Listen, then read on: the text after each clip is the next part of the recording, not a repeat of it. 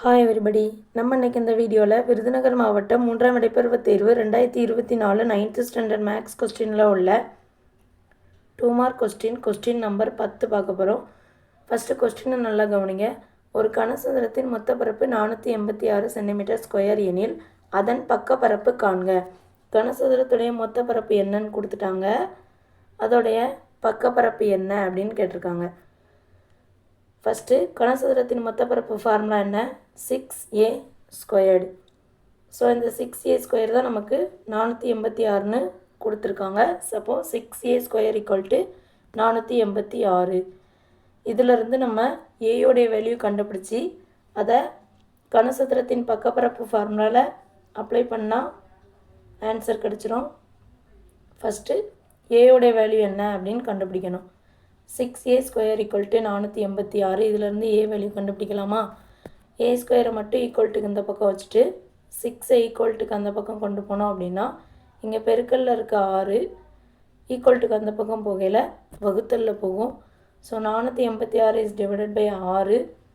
ஓரார் 6, எண்ணார 48, ஓரார் 6, 81. ஏ ஸ்கொயரோட வேல்யூ 81ன்னு கிடச்சிருக்கு. இதிலிருந்து ஏவுடைய வேல்யூ கண்டுபிடிக்கிறதுக்கு ரெண்டு பக்கமும் ஸ்கொயர் ரூட் எடுக்கணும். So √a² = √81. ரூட்டும் ஸ்கொயரும் ரூட்டும் கேன்சல் ஆயிரும்.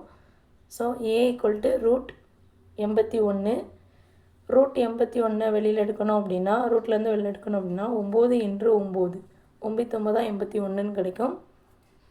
2 9 இருக்கிறத ஒரு 9 எடுக்கணும். So a = 9. கனசதுரத்தின் பக்க அளவு 9 சென்டிமீட்டர் அப்படின்னு கிடச்சிருக்கு. இந்த சம்மில் நம்ம a² வேல்யூ மட்டும் கண்டுபிடிச்சாலே போதும். ஏன்னா கனசதுரத்தின் பக்க பரப்பு = 4a² தான் ஃபார்முலா.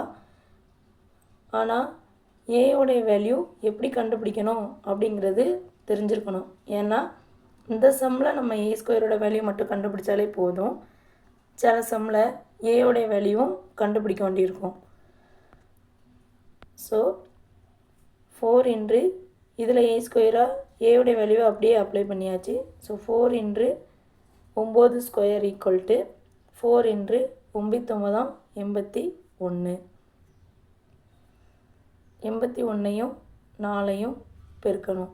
ஒரு நாள் 4, எண்ணாங்க 32, 324 சென்டிமீட்டர் ஸ்கொயர்.